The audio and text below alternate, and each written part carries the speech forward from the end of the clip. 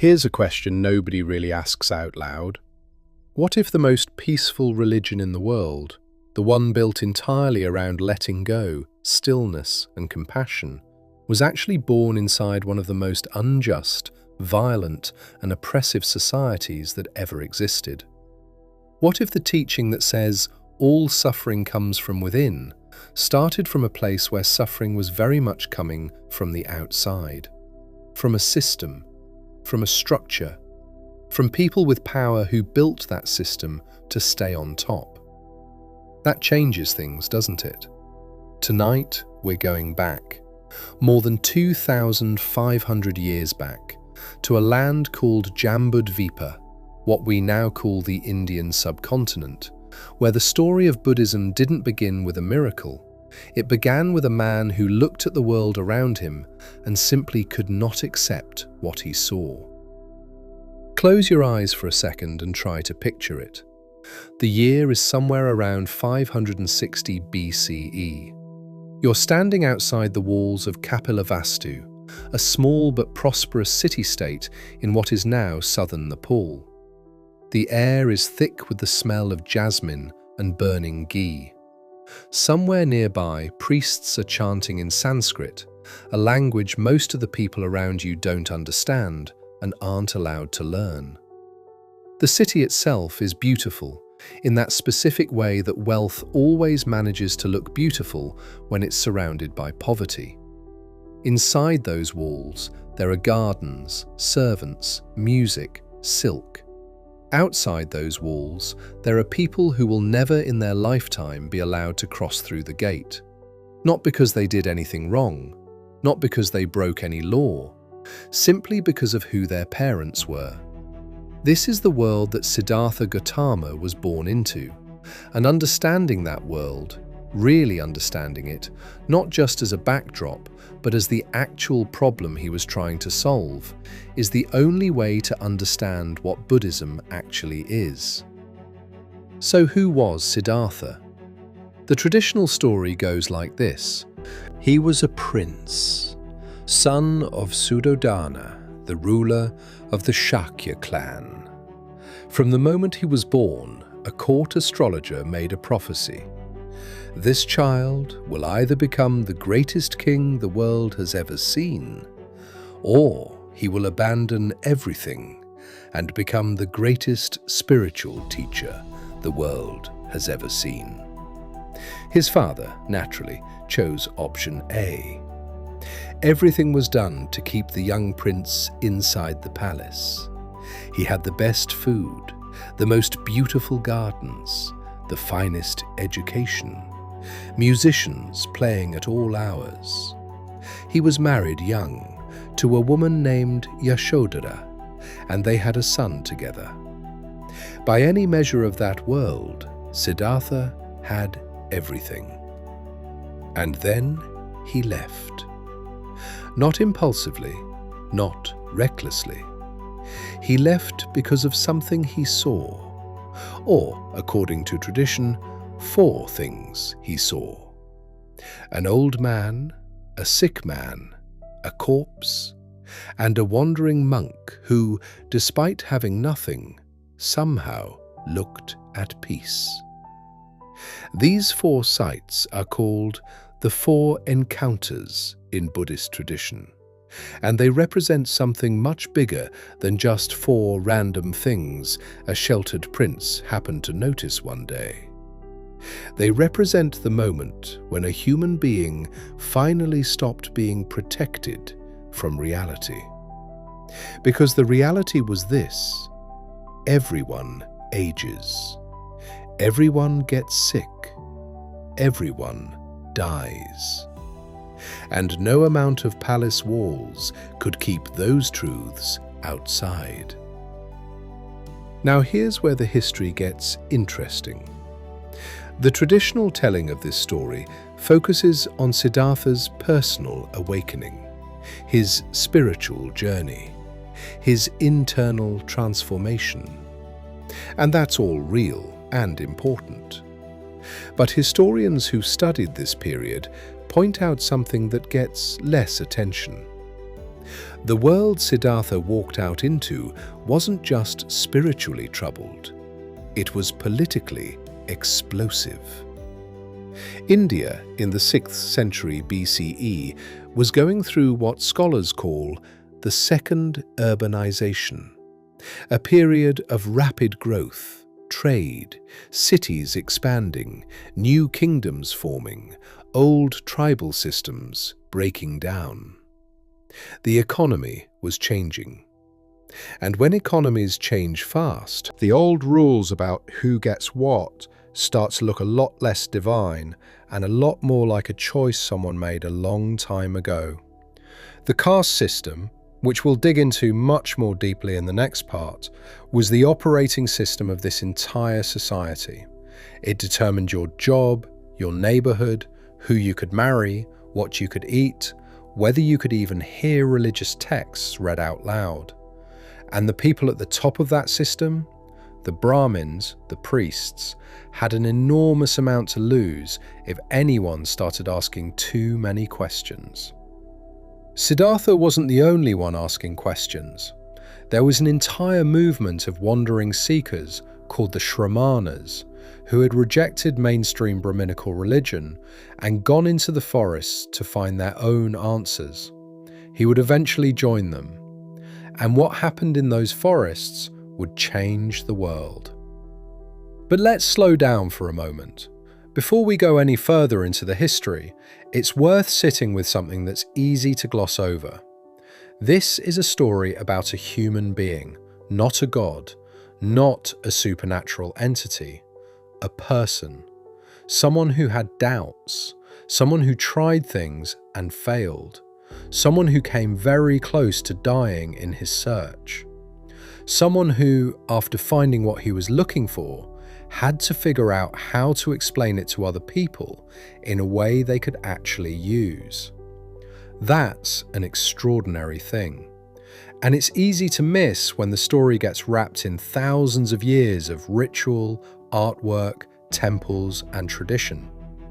The Buddhism that exists in the world today, in all its forms, in all its countries, in all its variations, traces back to one person sitting under a tree one night, watching the stars and working something out. What did he work out exactly? That's what this whole series is about.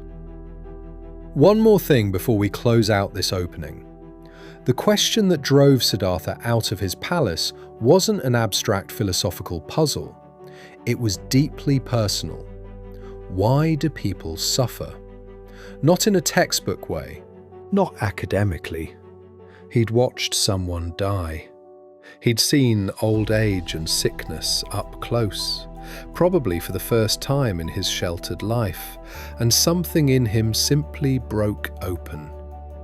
The comfort of the palace suddenly felt like a lie, like a performance, like everyone around him was pretending that these things, aging, sickness, death, weren't happening, or weren't going to happen to them too.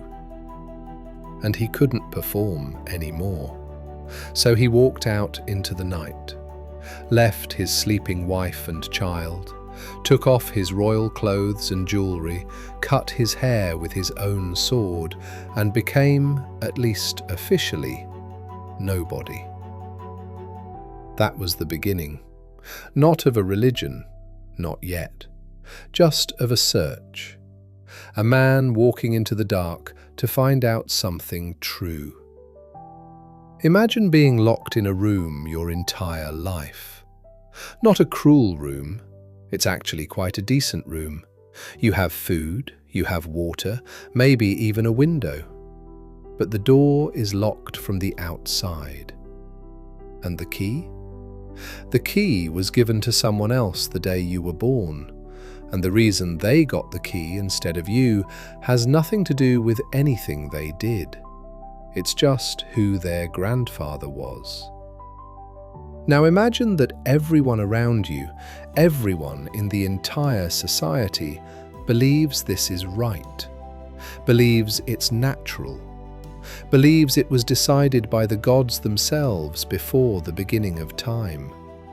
And anyone who questions it isn't just being socially awkward, they're being spiritually dangerous. That's the world Buddhism was born into. And to understand why the Buddha's message was so explosive, you first have to understand what it was exploding. The caste system in ancient India didn't appear out of nowhere. It was built, constructed, piece by piece over centuries by a group of people who had a very clear interest in constructing it. Here's the rough history. Around 1500 BCE, give or take, a group of semi-nomadic people called the Aryans migrated into the Indian subcontinent from the northwest. They brought with them a sophisticated religious and literary tradition, a set of sacred texts called the Vedas, and a social structure that would eventually become one of the most rigid class systems the world has ever seen. The Vedic religion was centered on ritual, complex, expensive, and highly specialized ritual that only trained priests could perform correctly. These priests were called Brahmins, and their claim to authority was simple. The gods required these rituals, and only we know how to do them properly. So if you want the gods to be happy, you need us. It was, from a purely political standpoint, an incredibly effective strategy. Over time, this religious authority hardened into something much more structural. Society was divided into 4 main varnas, the Sanskrit word that roughly translates as colours or categories. At the top were the Brahmins, the priests and scholars. Below them were the Kshatriyas, the warriors and rulers. This was Siddhartha's own varna. Below them were the Vaishyas, the merchants, farmers, and skilled craftspeople. And at the bottom were the Shudras, who were expected to serve the other 3 groups. But even below the Shudras was a category that wasn't really even part of the system at all. People considered so impure by birth that just their shadow falling on a high caste person could require a ritual purification. These were the people we now call Dalits, though history has given them many names, none of them kind. And here's the thing that needs to be said clearly. You were born into your varna. Full stop. There was no applying for a different category, no working your way up, no proving your worth. The Brahmin texts were quite clear. Your varna was determined by your actions in a previous life. Poor people were poor because they deserved to be. Untouchables were untouchable because of what they'd done in a past they couldn't even remember. It was a system that made inequality feel inevitable, cosmic, beyond question. Now, religion was the engine that kept this machine running. The Brahminical religious system of this period was extraordinarily elaborate. Sacrifices, including animal sacrifice, were central. These rituals required priests to perform them. The priests charged for their services. The sacred language was Sanskrit, which was not taught to the lower varnas. The sacred texts, the Vedas, were not allowed to be heard by Shudras or untouchables. There's a story of a low-caste man who accidentally heard the Vedas being recited and had molten lead poured into his ears as punishment. This wasn't an abstract rule, it was enforced. And it wasn't just about religion in the narrow sense. The caste system determined everything. What work you did, where you lived, who you ate with, who you could marry, what you could own, whether you could enter a temple, whether your testimony counted in a dispute. From birth to death, every major moment of your life was filtered through your caste. And the priests, who were also, conveniently, the scholars and the teachers, were the ones who explained why this was right and proper and divinely ordained. Here's something important to understand about systems like this. They're self-reinforcing. Not just through force, though there was plenty of force, but through belief. When everyone, including the people at the bottom, genuinely believes the system reflects the natural moral order of the universe, the system doesn't even need to be enforced most of the time. People enforce it themselves. If you're born into a family of untouchables, and every religious authority you've ever encountered has told you that your suffering in this life is the direct result of your own past life sins, what are you going to do? Rise up and commit even worse sins that will make your next life even harder. This is what the Buddha walked into when he left his palace. Not just a society with some inequality, a total system, a complete operating system for human society that reached into every corner of life and justified itself through cosmic authority. And what he eventually proposed wasn't a reform of this system. It was something far more radical. He proposed that the system was wrong. Fundamentally, completely, from the ground up, wrong. Not because he had a better political theory, but because he had found something that the caste system's entire logic depended on, and he found it didn't exist.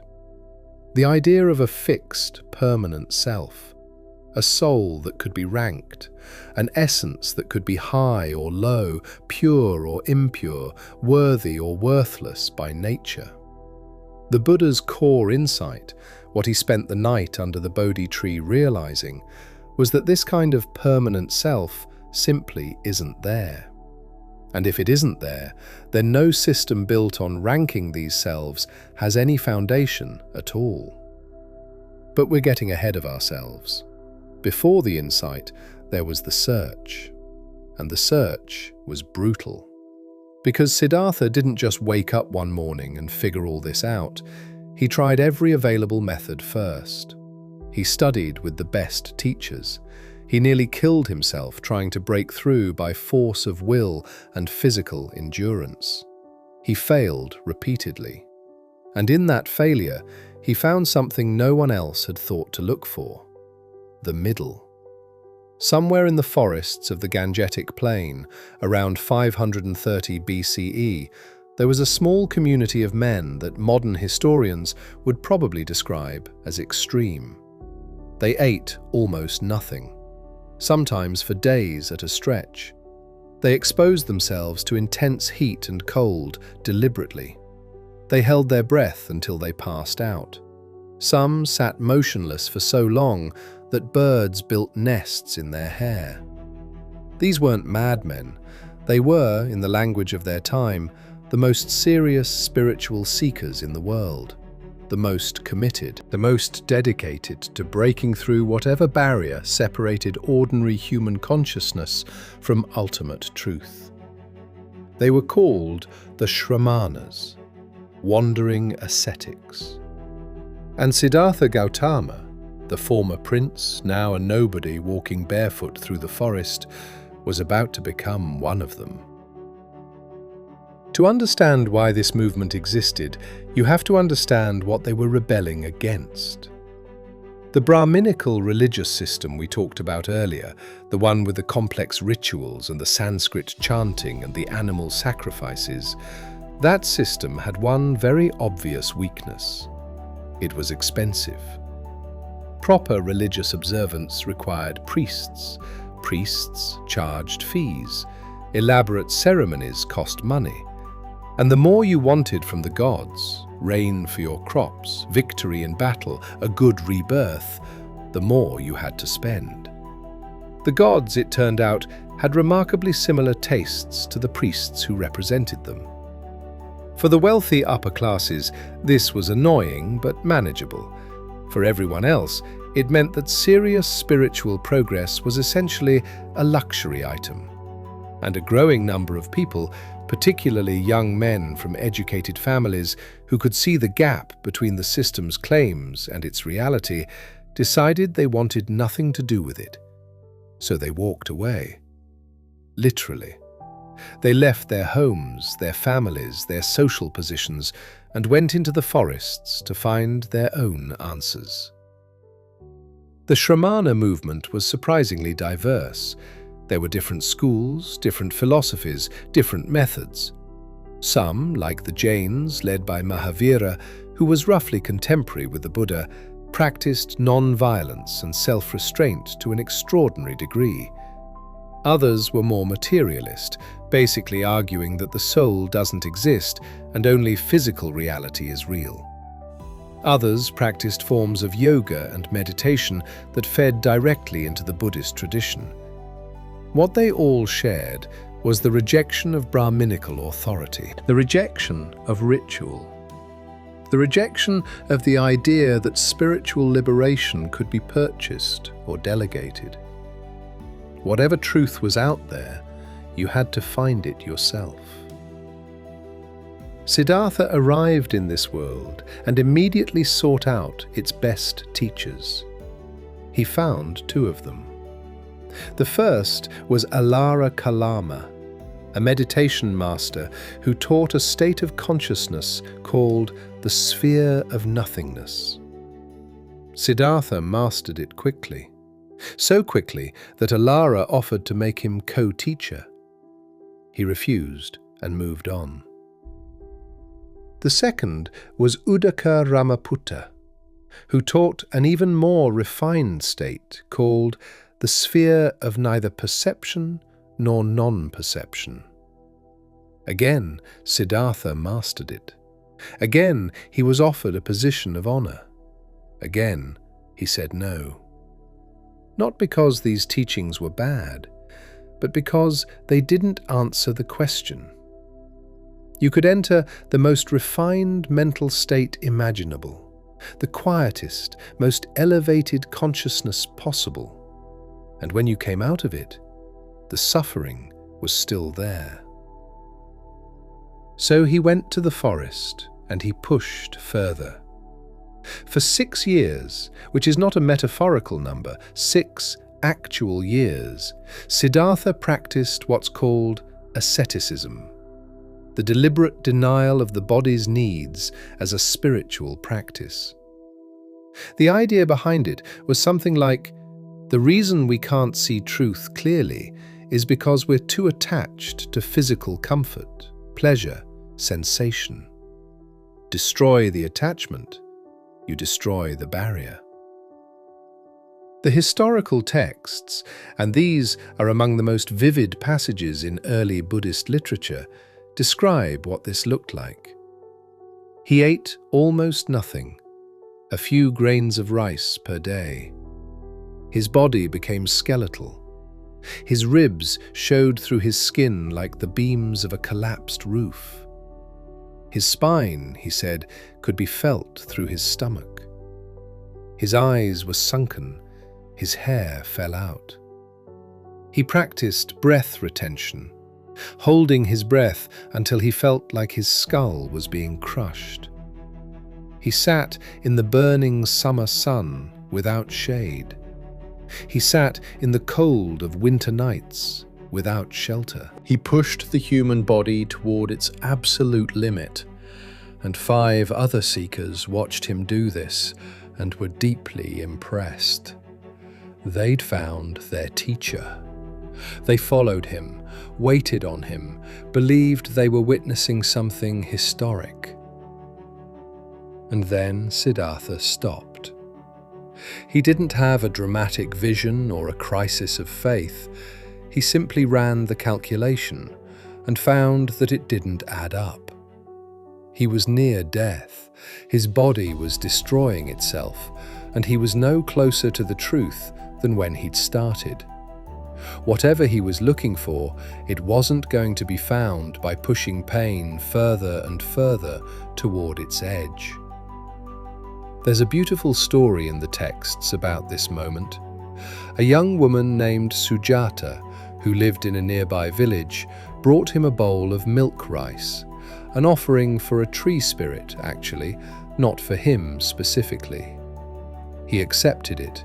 He ate it. The 5 followers who had been with him were disgusted. Their great ascetic had given up. He'd gone soft. He'd surrendered to comfort. They left him, walked away to the town of Sarnath and decided this man was a spiritual failure. But something else was happening. Sitting alone, fed for the first time in a very long time, Siddhartha remembered something from his childhood, a memory. One afternoon, as a very young child, he had sat under a rose apple tree while his father attended a ploughing ceremony. Without trying, without any technique or effort, he had fallen into a state of deep, natural mental clarity, completely present, completely still, not through suppression or force, just naturally. And he realized, that's it. That's what I'm looking for.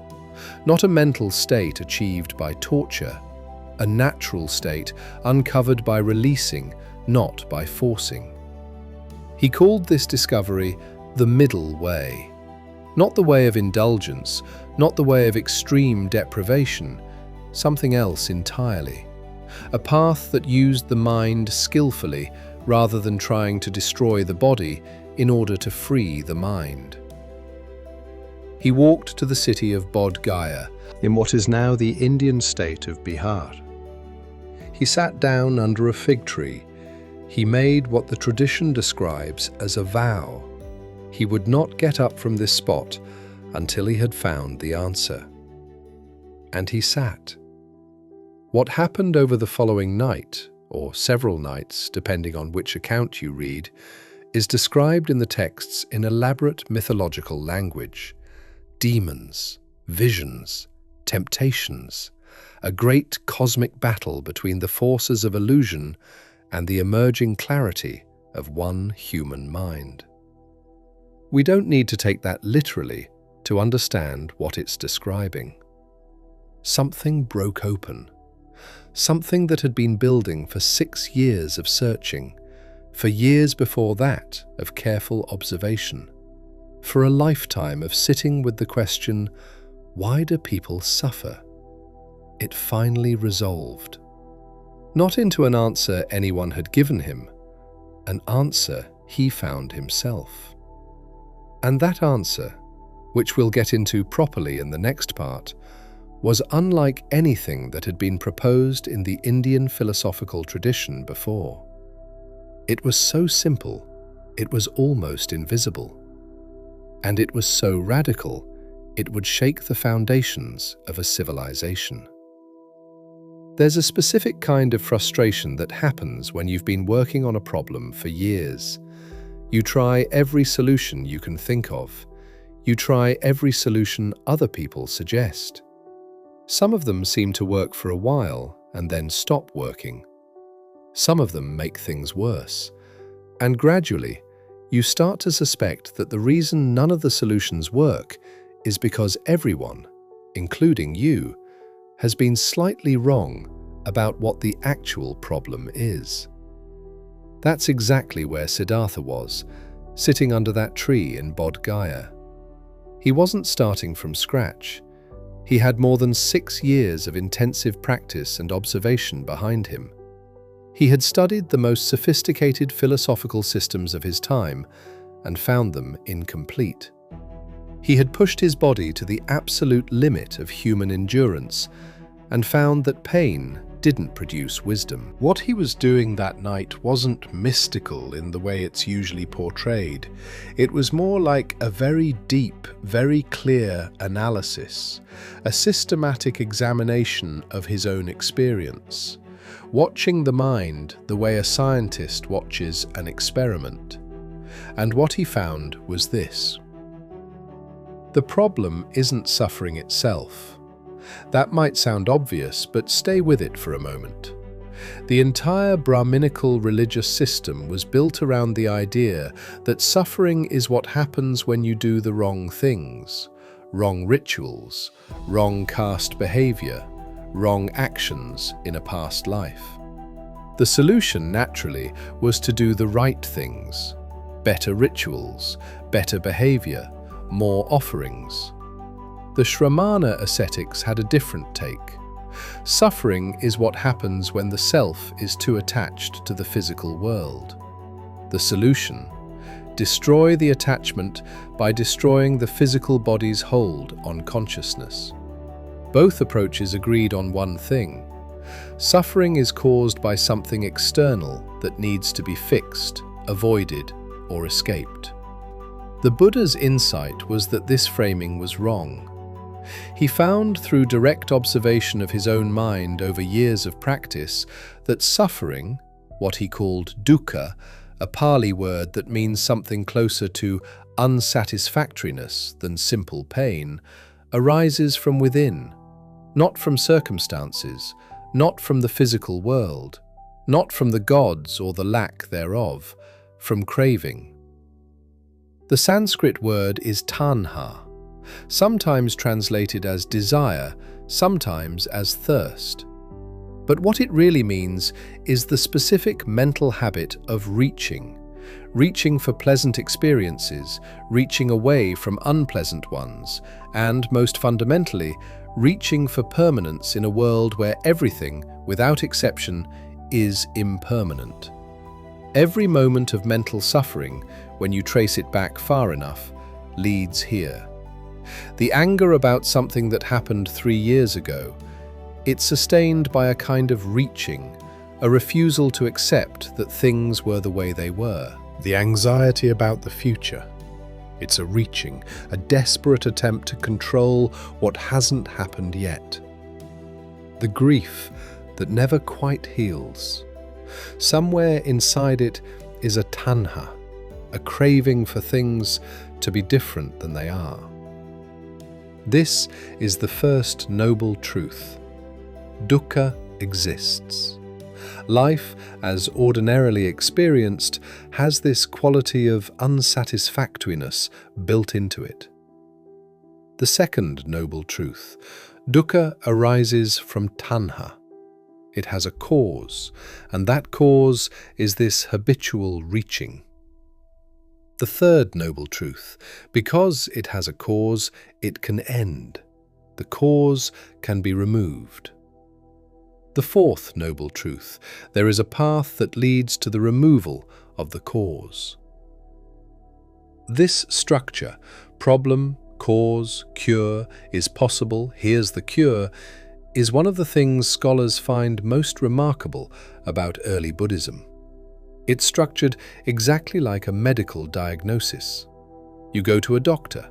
The doctor says, here's your symptom, here's what's causing it. The good news is it's treatable. Here's the treatment. The Buddha was doing the same thing, but for mental suffering instead of physical illness. He wasn't presenting himself as a god. He wasn't presenting himself as a prophet who had received divine revelation. He was presenting himself as someone who had figured something out through direct investigation and was now describing what he found. And the cure, the fourth noble truth, usually called the Noble Eightfold Path, wasn't a ritual. It wasn't a set of rules you followed to please a deity. It was a training program, a practical methodology for changing the mental habits that produce suffering. Right understanding, right intention, right speech, right action, right livelihood, right effort, right mindfulness, right concentration. 8 dimensions of a life lived carefully, not a checklist.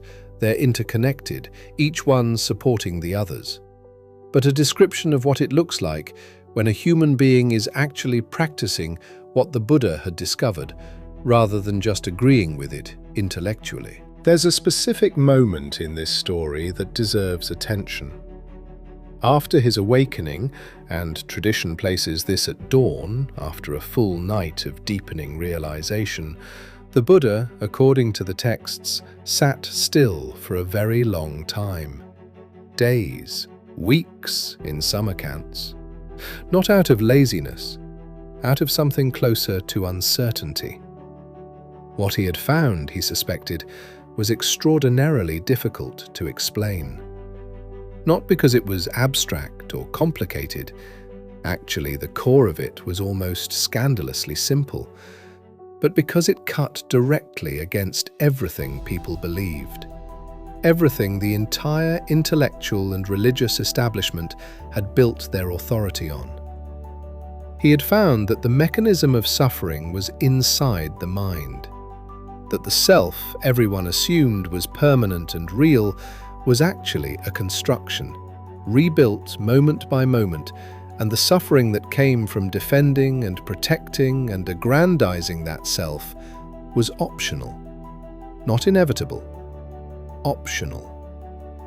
Try telling that to people who've built their entire lives around a system that says suffering is the result of past life karma managed by priests who can help you accumulate better karma for next time. Try telling that to people who've spent years torturing themselves in forests on the theory that more pain leads to more truth. But he did tell them, eventually. The story goes that he was persuaded by a god in the traditional telling, which we can read as his own conscience or deepest intention, that there were people in the world who had only a little dust in their eyes. People who were ready.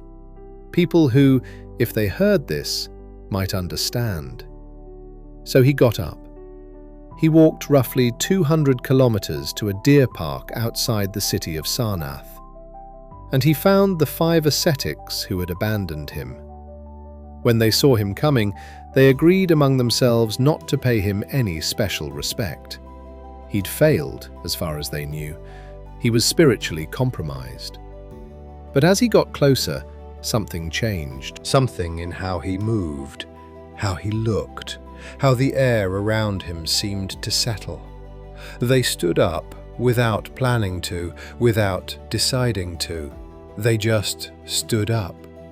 And he sat down with them and began to speak. Think about what it means to know something, really know it, and not be able to explain it.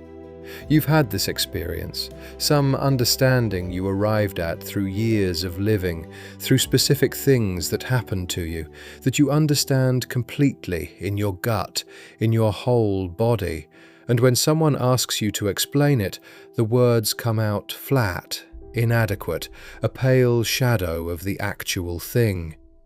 Now imagine that what you know isn't just personally important, it's the answer to the question of why human beings suffer, and you've spent months trying to figure out how to communicate it to people who haven't gone through what you went through.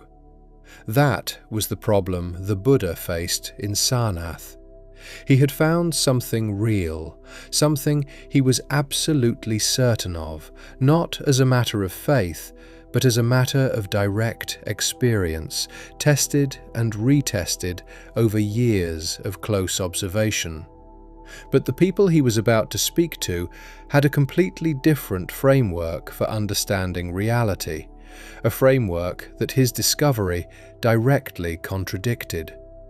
How do you talk about something new in a language built for something old? He found a way. The first formal teaching the Buddha gave is called the Dhammacakkappavattana Sutta, the discourse on setting the wheel of Dhamma in motion. It's generally considered the founding document of Buddhism, the moment the religion, as a formal tradition, began. He delivered it to those 5 ascetics, former companions who had walked away from him in disgust. He started, interestingly, not with the content of his awakening, but with a structural point. There are 2 extremes, he said, that anyone who is serious about understanding the mind should avoid. Extreme indulgence, getting lost in pleasure and comfort which clouds the mind, and extreme asceticism, punishing the body which weakens the mind. He'd tried both. Neither worked. What he'd found was a middle path. And then he described what that path revealed. The teaching structure he used is elegant in its simplicity. He organized his insight into what he called the 4 noble truths. Let's walk through them slowly. because these are the foundation that everything else in Buddhism is built on. The first noble truth, dukkha. Often translated as suffering, but that's a little too strong. Dukkha means something more like the fundamental unsatisfactoriness of conditioned existence. Yes, there's obvious suffering, pain, illness, loss, death. But there's also a subtler kind of dukkha in even pleasant experiences, because they don't last. And we know they don't last. And that knowledge sits underneath even our happiest moments, like a low hum. The first noble truth isn't saying life is terrible. It's saying there's something about the way we ordinarily experience life that doesn't quite work. The second noble truth, the origin of dukkha. This is where it gets revolutionary. The cause of this unsatisfactoriness is tanha, craving. The habit of reaching for more pleasure, away from pain, and most deeply, reaching for permanence and solidity in things and in ourselves that simply don't have those qualities. The third noble truth, cessation. Tanha can be released. This is the most important truth, actually, the one that makes the whole teaching livable. This is not a system saying, life sucks and there's nothing you can do about it. This is a system saying, here's the cause and here's the good news. Causes can be removed. The fourth noble truth, the path. Specifically, the Noble Eightfold Path, the practical methodology for actually doing the work of removing the cause. Scholars who study the history of philosophy have pointed out something remarkable about this structure. In a world where virtually every religious and philosophical system was based on revelation, God speaking to prophets, cosmic truth handed down from on high, the Four Noble Truths are structured like an empirical investigation. Observe the symptom, identify the cause, confirm that removing the cause removes the symptom. Describe the method for removing the cause. The Buddha wasn't saying, believe this because God told me. He was saying, I observed this, I tested it, it's consistent with direct experience. Try it yourself and see.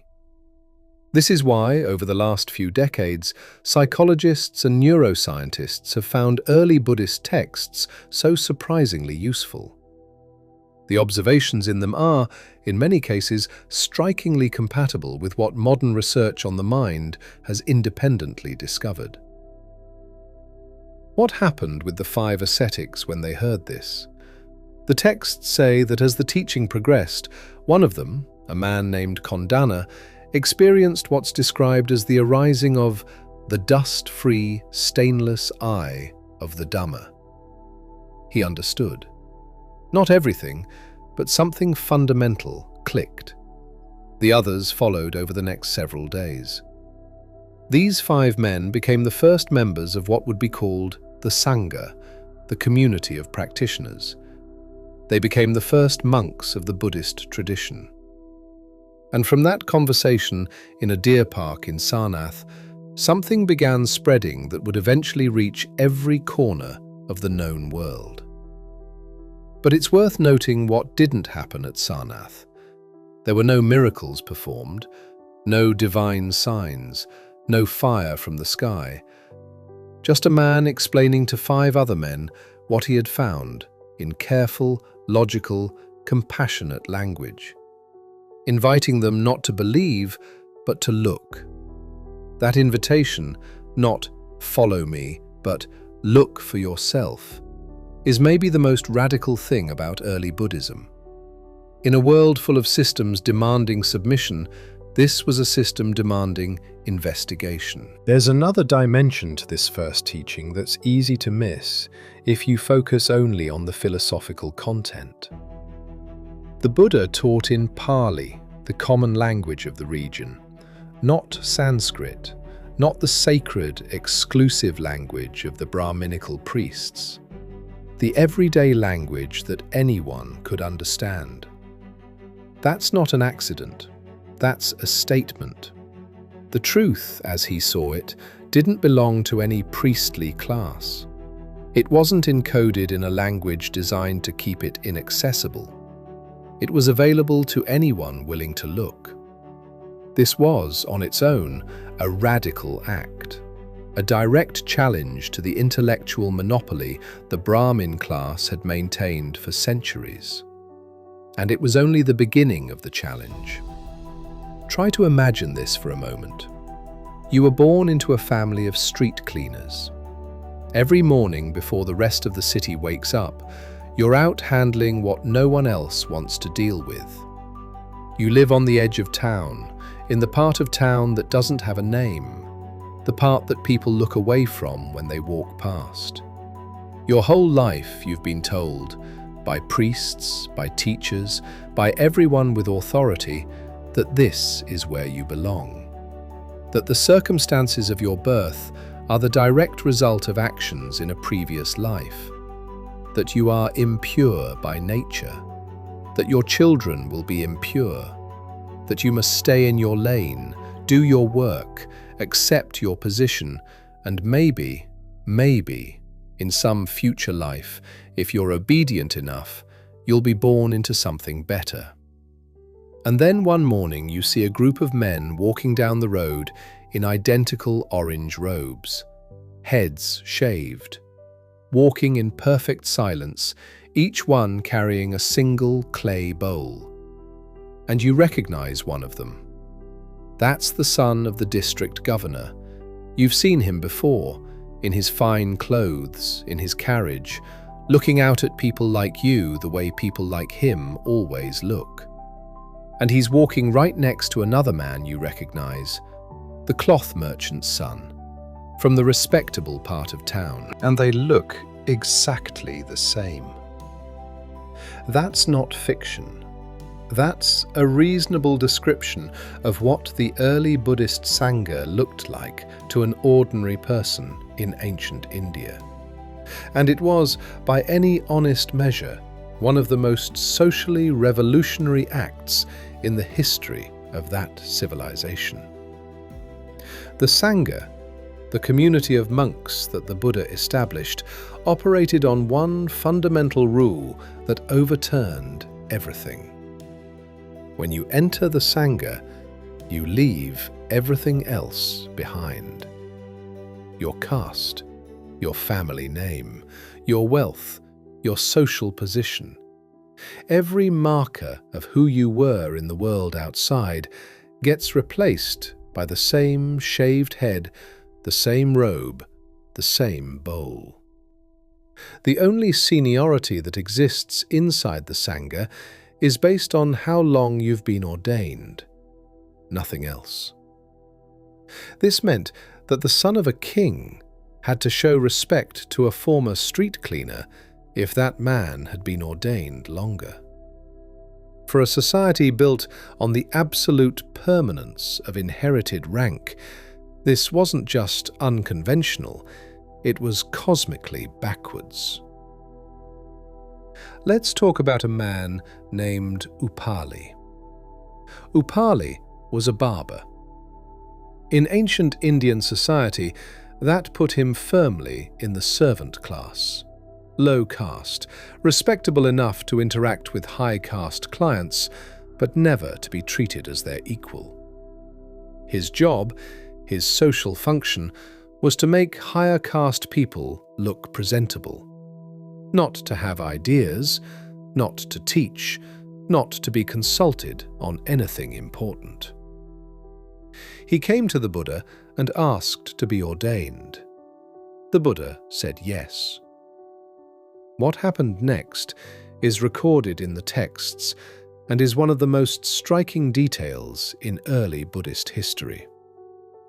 Upali went on to become the most respected authority on the Vinaya, the code of monastic discipline, in the entire Sangha. At the first Buddhist council, held after the Buddha's death, it was Upali who recited the entire Vinaya from memory. Upali, who was consulted on every question about proper monastic behavior. The princes and scholars who were ordained in the same Sangha had to listen to a former barber as their authority on proper conduct. Then there's Sunita. Sunita was a waste carrier, among the lowest social positions imaginable in that society. The texts describe the moment the Buddha met him on the road.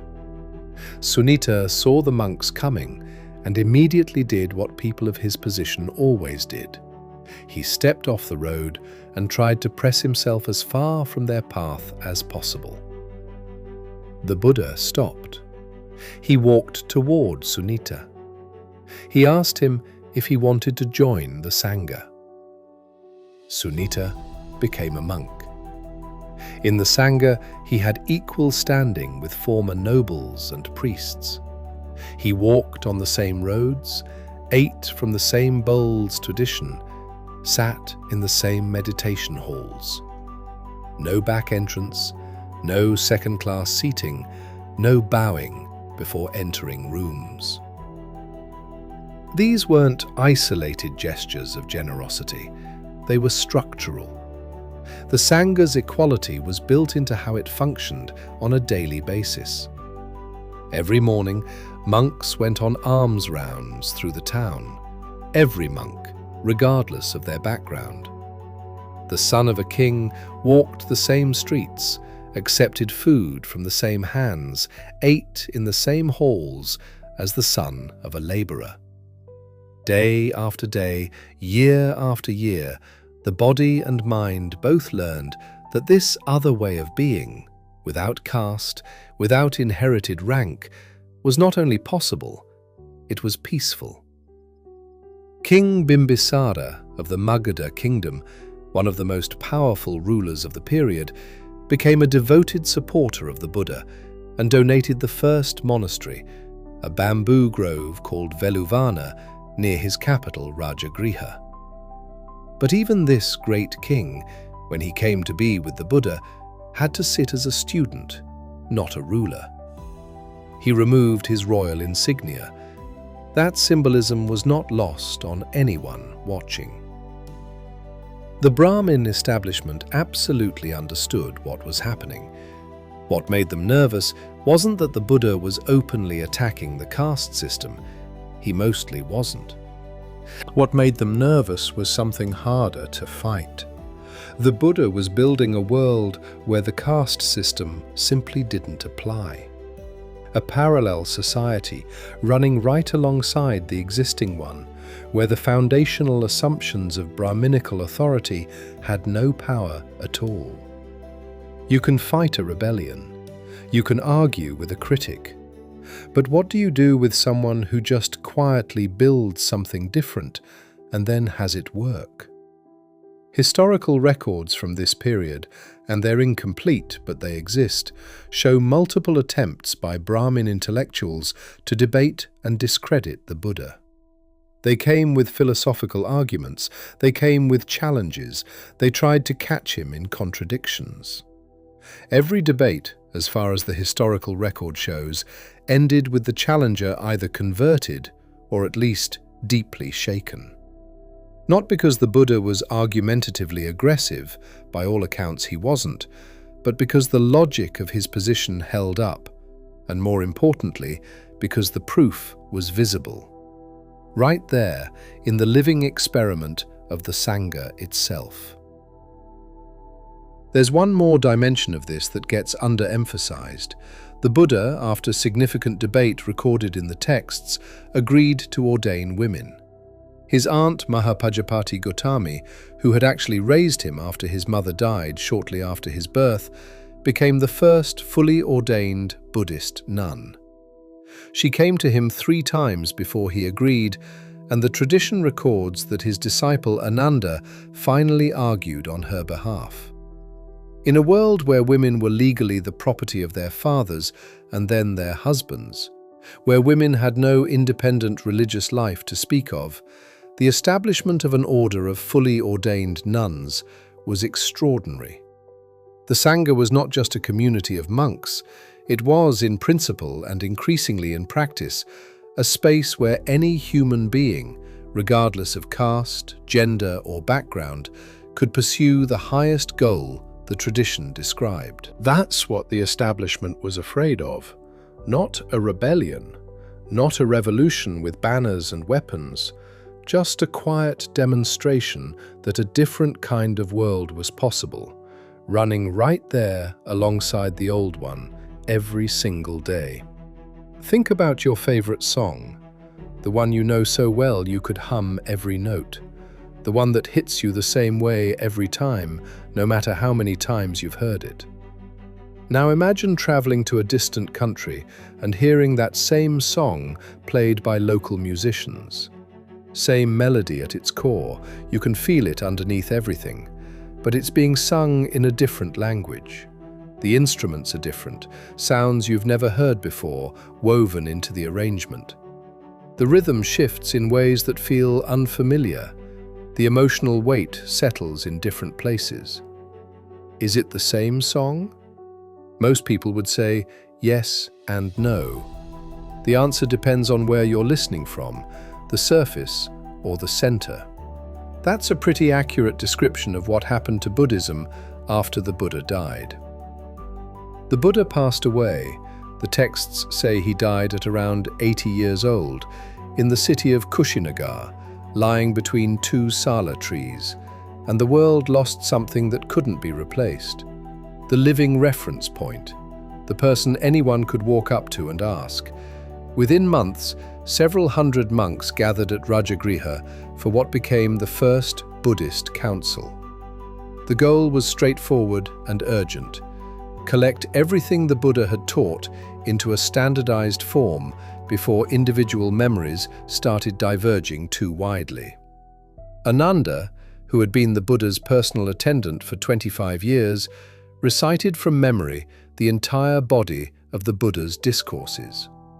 Upali, the former barber, recited the entire Vinaya, the code of monastic discipline. Questions were asked, answers confirmed, consensus reached on what counted as the authentic teaching. But even in that first council, historians note this with interest, there were monks who hadn't attended. And there were questions about specific points that different people remembered differently. The divergence started from day one. About 100 years later, at the Second Buddhist Council held in the city of Vesali, things got more serious. The dispute, on the surface, was about 10 specific points of monastic discipline: whether monks could handle money, whether they could eat certain foods at certain times. Questions that sound technical and minor from the outside. But underneath those specific questions was a much bigger one. Is the Vinaya a fixed document or a living guide? One faction said the rules the Buddha established were exact. They applied as written, no exceptions, no adaptations. To change them, even slightly, was to lose the teaching. The other faction said the rules were tools, created to fit the specific conditions of 6th century BCE northern India. Conditions that were already changing. Tools need to be adjusted when circumstances change, or they stop working. This wasn't just a dispute about monastic rules. It was a dispute about the fundamental nature of the teaching itself. The result was a split. The elder traditionalists who held to strict interpretation became what we now call the Theravada school, the teaching of the elders. The more flexible interpretation eventually evolved into what we call Mahayana Buddhism. Two streams from one source, but they were heading in different directions.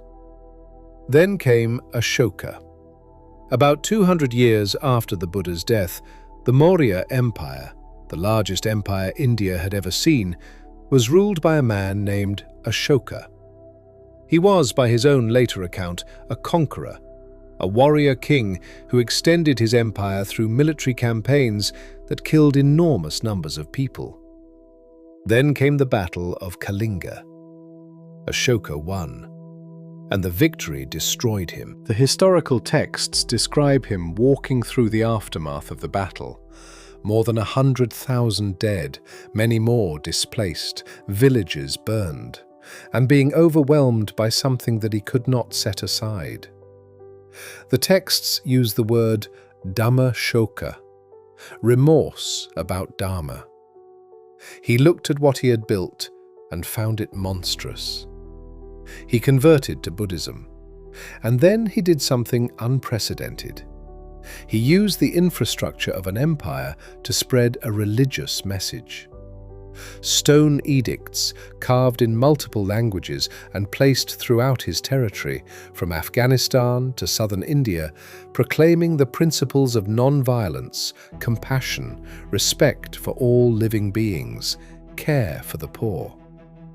He sent missionaries in every direction, to Sri Lanka, to Southeast Asia, to Central Asia, to the Hellenistic kingdoms in the West. And with each direction, Buddhism entered new territory, new cultures, new sets of existing beliefs and traditions. In Sri Lanka, the Theravada tradition took root and encountered the pre-existing indigenous spirit religion. Rather than replacing it, Buddhism gradually absorbed certain elements. Local protective deities found a place in the broader cosmology. Existing ritual sites became associated with Buddhist pilgrimage. In Tibet, Buddhism encountered Bon, the indigenous shamanic tradition with its complex spirit world, ritual specialists, and sacred geography. What emerged was Vajrayana Buddhism. Tantra, mandalas, the detailed system of visualization practices, the institution of incarnated lamas. None of this existed in the Buddha's Deer Park teaching to 5 monks. All of it contains, at its center, the same fundamental insight about the nature of the mind. In China, Buddhism walked into a civilization already shaped by Confucianism and Taoism. The result, over several centuries, was Chan Buddhism, later called Zen in Japan. Zen stripped away what it saw as accumulated complexity and tried to return to something essential: direct experience of awakened mind, now, in this moment, without mediation. A Zen teacher once told a student, "If you meet the Buddha on the road, kill him." Which sounds violent out of context, but means simply, don't cling to images and representations of awakening, including the Buddha himself. Any image can become a new cage. Different adaptations, same original problem they're trying to solve. When Theravada Buddhism spread to Southeast Asia, to the region that is now Thailand, Myanmar, Cambodia, and Laos, it met deeply rooted animist traditions: ancestor veneration, spirit houses, sacred trees, belief in protective deities connected to specific places and families. Buddhism didn't arrive and erase these traditions. It settled in alongside them. The result, over time, was something hybrid that scholars call folk Buddhism, a system where formal Buddhist philosophy and practice coexist with local protective rituals, merit-making ceremonies, and a rich layer of spirit belief that the original Pali texts would barely recognize. Is this a corruption of the original teaching? Or is it a necessary bridge?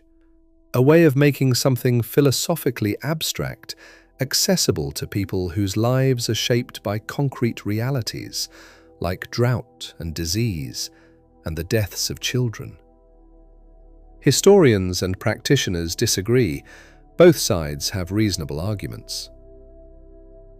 There's a teaching in the Buddhist texts that the Buddha used to describe his own teaching. He compared the Dhamma to a raft, You use a raft to cross a river. Once you're across, you don't put the raft on your head and carry it around. You leave it on the bank. The raft is not the destination. The raft is the tool. The implication is clear. The teachings themselves, even the most revered teachings, are tools for the journey, not objects of worship. But here's what happened over 2,500 years of transmission. The raft got decorated. New planks were added. It was painted in the colors of each culture it passed through. Some people hung flowers on it, burned incense near it, bowed before it. And gradually, for a great many people, the raft became the point. Not because anyone was dishonest or corrupt, because this is what human beings do. We need things we can touch and see and gather around. We need ritual. We need ceremony. We need community. And every time Buddhist teaching entered a new culture, it adapted to give people those things. Because without them, the teaching couldn't reach anyone at all. The mutation was the price of survival. And at the center of every version, if you push through the layers far enough, the original question is still there. Why do people suffer? And what can be done about it? That question doesn't need translation. It never did. Here's a simple question worth sitting with. If you walk into a Buddhist temple today, any temple, anywhere in the world, stand in front of the golden Buddha image surrounded by flowers and incense and candles, and ask yourself honestly, does what I'm doing right now connect to what a barefoot wanderer discovered under a tree 2,500 years ago? The honest answer is complicated. And that complication is exactly where the most interesting part of this whole story lives. Tonight is about stopping and looking back at everything this journey has covered.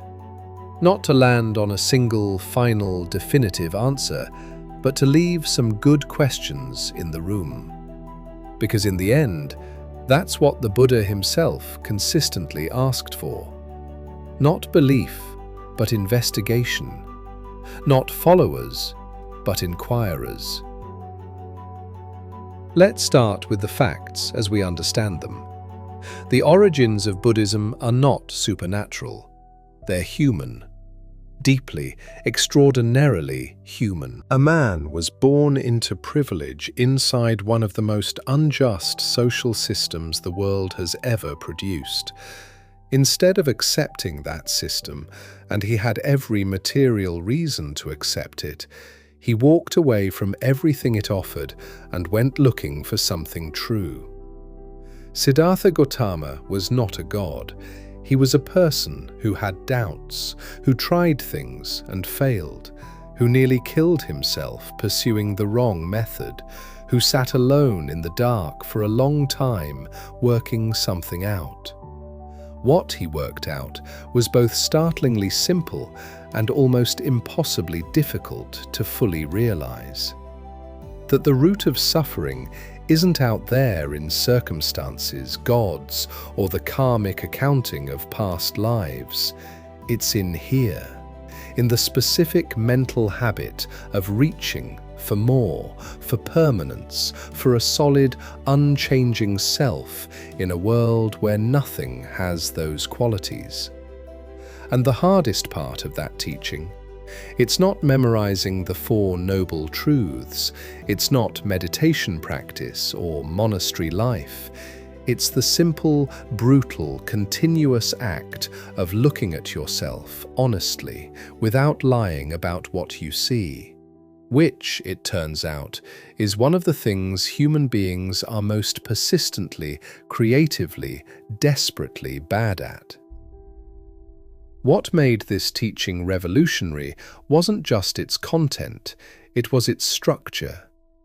In a world built on Brahminical authority, where truth was something you accessed through the right priest, performing the right ritual at the right cost, the Buddha was saying something that threatened the entire architecture of that power. You don't need a middleman. There's a teaching in the Pali Canon called the Kalama Sutta. The Buddha is speaking to people from a town called Kalama who are confused because so many teachers have passed through with conflicting claims, each insisting they alone had the truth. The Buddha's response was unlike anything that tradition had heard before. Don't believe something because you heard it. Don't believe it because tradition says so. Don't believe it because your teacher told you. Don't even believe it because it seems logically consistent. Only accept as true what you have directly experienced yourself, tested in your own life, and found to lead toward benefit and away from suffering. In a culture where the right to religious authority was the most powerful currency in existence, this was an act of extraordinary intellectual courage. He was handing everyone, including people with no religious standing whatsoever, the right to investigate truth for themselves. Try to imagine, in that specific historical context, what it meant for a barber or a street sweeper to hear that they didn't need a priest to access the deepest things. But then something happened, as it always does. The teaching passed from person to person, generation to generation, culture to culture. And each time it moved, it changed. Not because people were dishonest, because people are people. Buddhism acquired prayer beads and golden statues, even though the Buddha specifically asked not to be represented in human form. It acquired complex rituals and hierarchical institutions. It absorbed local spirit worship and blended with existing cosmologies. The plain clay bowl of a wandering monk became something studied in universities, performed in palaces, blessed by kings. Buddhist scholars have debated for centuries where the line is between necessary adaptation and corruption of the original teaching. The Theravada tradition largely argued for strict preservation. The Mahayana and Vajrayana traditions largely argued for creative expansion. Neither side is entirely wrong. Both sides are pointing at something real. The adaptation was what kept the teaching alive across 2,500 years and dozens of cultures. The preservation was what kept it recognizable as the same teaching. Now here's the part that feels most relevant to the present. The core ideas of early Buddhism are having an extraordinary moment in the 21st century. Mindfulness, stripped of its religious context and reformatted as a secular mental training method, is now used in hospitals, schools, corporations, and psychotherapy practices worldwide. Peer-reviewed research has confirmed what the Buddha described through introspection, that specific forms of attentional training can measurably change brain structure, reduce anxiety, improve emotional regulation, and build resilience to pain. The same observation about the mind that a man made while sitting still under a tree, the observation that suffering is rooted in the mental habit of reactive reaching rather than in external circumstances, is being confirmed by some of the most sophisticated neuroscience being done today. A man with no laboratory, no instruments, no data sets, just a trained mind and the willingness to look carefully.